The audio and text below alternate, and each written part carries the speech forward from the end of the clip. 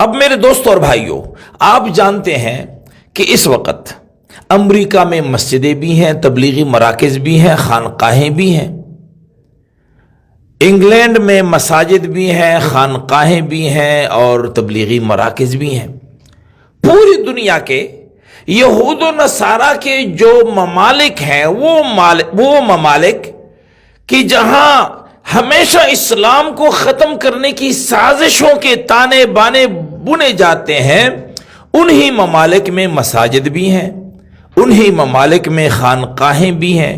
انہی ممالک میں مدرسے بھی ہیں، تبلیغی مراکز بھی ہیں۔ تو اگر ان ممالک میں تبلیغی مراکز بھی ہیں، مدرسے بھی ہیں، خانقاہیں بھی ہیں، تو وہ کون سا اسلام ہے کہ جس اسلام کو ختم کرنے کے لیے وہاں سازشوں کے جال بنے جا رہے ہیں؟ آخر وہ کون سا اسلام ہے؟ میرے دوستو اور بھائیو، یہ وہ اسلام ہے جس اسلام کا تصور مولانا سید ابو العلا مودودی رحمت اللہ علیہ نے پیش کیا ہے۔ یہ وہ اسلام ہے، یہ وہ دین ہے، وہ اسلام ہے کہ جس کو قائم کیا جانا ضروری ہے، جس کو نافذ کیا جانا ضروری ہے۔ ہم نے اسلام کو بطور مذہب کے تو تسلیم کر لیا ہے، اور بطور مذہب کے یہ اسلام یہودیوں کے لیے بھی قابل قبول ہے، نصارہ کے لیے بھی قابل قبول ہے، لیکن یہ اسلام مذہب سے ہٹ کر دین کے طور پر، قانون اور نظام کے طور پر یہود و نصارہ کو نہ آج قبول ہے، نہ کل قبول تھا، اور نہ قیامت تک یہ قابل قبول ہو سکتا ہے۔ اس کی وجہ کیا ہے؟ وجہ یہ ہے کہ اگر اسلام مذہب کے دائرے سے آگے بڑھ کر یہ قانون بن جائے، یہ آئین بن جائے، یہ دستور بن جائے، اور یہ اسلام جو ہے اللہ تعالیٰ کی حاکمیت کی صورت میں اس کو وجود ملے، اور اللہ کی حاکمیت کی شکل میں یہ پوری دنیا میں یا دنیا کی کسی ایک خطے میں اگر یہ نافذ ہو جائے، تو ظاہر ہے کہ پھر اسلامی اقدار، اسلامی شعائر اور مذہب کے تمام طور طریقے جو قرآن و سنت سے ثابت ہیں وہ سب کے سب نافذ ہوں گے، بدعات کا بھی قلعہ کما ہو جائے گا، رسومات بھی ختم ہوں گی۔ اس لیے کہ جب ریاست وہ اسلام کا محافظ بن جائے اور ایک ایسا اسلامی ریاست قائم ہو جائے جو قرآن و سنت کی بنیاد پر قائم ہو، جہاں پر مذہب بطور دین کے نافذ ہو، تو ظاہر ہے کہ پھر رسومات تو نہیں ہوں گی، بدعات تو نہیں ہوں گی، وہ تو وہی اسلام پھر ہوگا جو اللہ تبارک و تعالیٰ کے لیے جو قابل قبول ہے، وہ ہے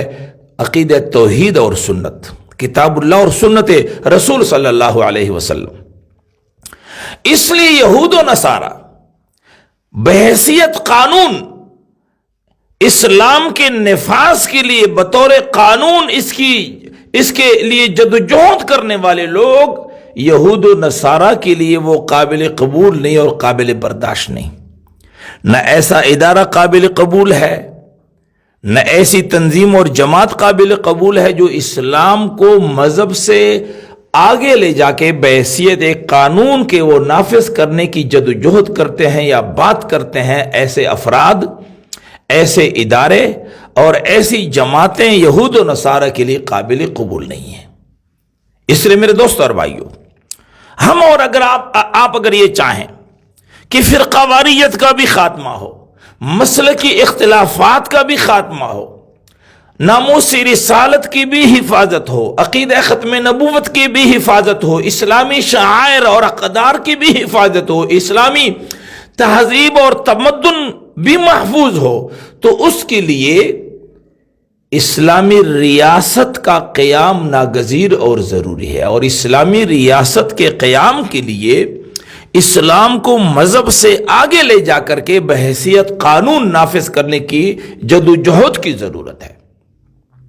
میرے دوست اور بھائیو، اگرچہ ہم عقیدہ ختم نبوت کی حفاظت اور ناموس رسالت کی حفاظت کے حوالے سے جدوجہد کر رہے ہیں، ہمارا ادارہ ہے انٹرنیشنل ختم نبوت ریسرچ اکیڈمی اسلام آباد میں، مرکزی مجلس تحفظ ختم نبوت کے نام سے ہماری تنظیم ہے ملک بھر میں، اور بھی ادارے ہیں، تنظیمیں بھی ہیں جو یہ کام کر رہی ہیں، اللہ سب کو جزائے خیر عطا فرمائے۔ لیکن رسول اللہ صلی اللہ علیہ وسلم کی عزت و آبرو اور عقید ختم نبوت کی حفاظت سمیت تمام اسلامی شعائر کی حفاظت اس بات پر موقوف ہے کہ ریاست اس کی ذمہ داری اٹھائے، یہ ریاست کا کام ہے۔ اور ریاست پر جب لوگ قابض ہوں گے، وہ جو آکسفورڈ کے پڑھے ہوئے لوگ آئے ہیں، جو درآمد شدہ ہیں، وہ لوگ جب ریاست پر قابض ہوں گے، ہماری سیاست کے مالک وہ لوگ ہوں گے، ہماری قوت کے مالک وہ لوگ ہوں گے جو آکسفورڈ سے، یہود و نصارہ کی یونیورسٹیوں سے پڑھ کر ان کی تہذیب میں رنگے ہوئے لوگ جب ہمارے اوپر مسلط ہوں گے تو نہ عقید ختم نبوت کی حفاظت کی کوئی گارنٹی دی جا سکتی ہے، نہ ناموس رسالت کی، نہ شعائر اللہ کی، بلکہ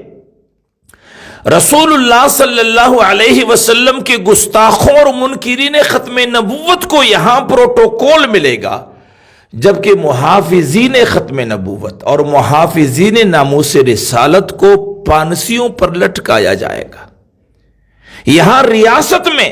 صدر ہاؤس، وزیر اعظم ہاؤس، پارلیمنٹ میں، سینٹ میں، اسمبلیوں میں رسول اللہ صلی اللہ علیہ وسلم کی عزت و آبرو کے خلاف پھر منصوبے بنائے جائیں گے۔ اس لیے امت مسلمہ کو چاہیے کہ وہ اس بات پر غور کرے، اس پر سوچے کہ ختم نبوت کی حفاظت کے لیے محض ادارے اور تنظیمیں قائم کرنا کافی نہیں ہے۔ ختم نبوت اور ناموس رسالت کی حفاظت کے لیے محض تقریریں اور تحریریں کافی نہیں ہے۔